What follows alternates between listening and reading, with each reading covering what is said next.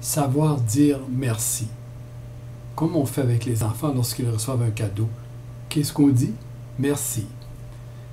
Bien sûr, pour une part, c'est une simple formule de politesse, de bonne manière. Mais pour dire merci avec plus de sincérité, il faut porter attention à deux choses. Le don reçu, sa qualité, sa valeur, ou son utilité d'une part, et d'autre part, la qualité et l'importance du donateur. Beaucoup de textes bibliques sont des chants d'action de grâce, à commencer par le Magnificat et le Benedictus que nous chantons chaque jour. Benedicite, bénir le Seigneur.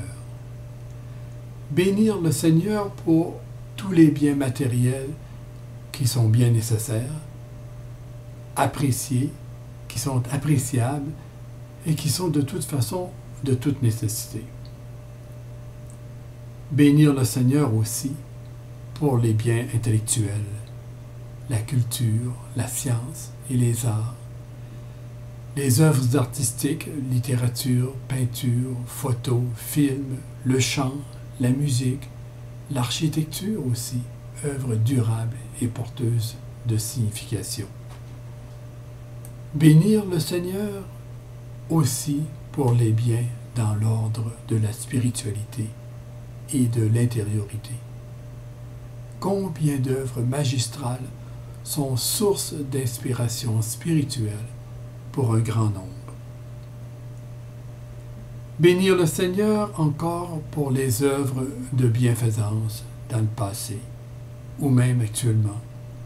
Œuvres de bienfaisance qui bénéficient souvent de l'activité des bénévoles. Bénir le Seigneur également pour les avancées positives dans la résolution des grands conflits entre les peuples et pour la paix dans le monde. Nous avons tous été témoins d'un revirement de situation impressionnant, d'un danger de guerre qui s'est estompé, alors que toute la chrétienté était en prière et qu'un jeûne avait été proclamé. Bien sûr, on peut toujours réclamer encore un signe de plus avant de croire. Mais il y a un nombre imposant quand même de signes et de bienfaits pour lesquels on est invité à rendre grâce au Seigneur. Tout ne va pas pour le mieux partout dans le monde, loin de là. Mais aujourd'hui, on s'arrête à réfléchir sur ce qui est positif. Les dernières statistiques nous parlent encore de 400 millions d'enfants qui souffrent de la faim dans le monde. Mais les mêmes statistiques nous disent que malgré l'augmentation de la population mondiale, le nombre de personnes qui vivent sous le seuil de la pauvreté a diminué de 700 millions. C'est donc l'accès aux biens de consommation qui a progressé de façon significative en 30 ans. Accueillir donc les bienfaits de cette vie, s'en réjouir, s'en souvenir, en garder et en cultiver la mémoire. Voilà l'esprit de reconnaissance, le motif de la fête civile en cette fin de semaine. Mais que nous disent de plus les textes bibliques de notre célébration? Ils nous invitent à reconnaître l'origine et l'auteur de ces bienfaits.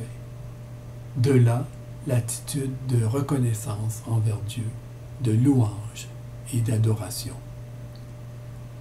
Ainsi, la reconnaissance et la jouissance des biens naturels peuvent et doivent nous conduire à la foi surnaturelle.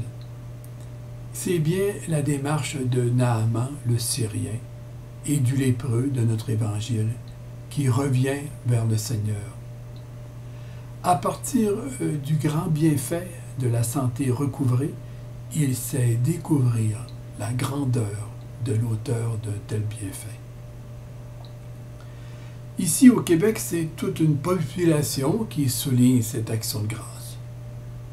Mais dans nos églises, aujourd'hui même, combien de personnes viendront de fait rendre grâce au Seigneur pour tant de bienfaits quand même dont nous profitons, surtout si nous nous comparons avec beaucoup d'autres populations dans le monde.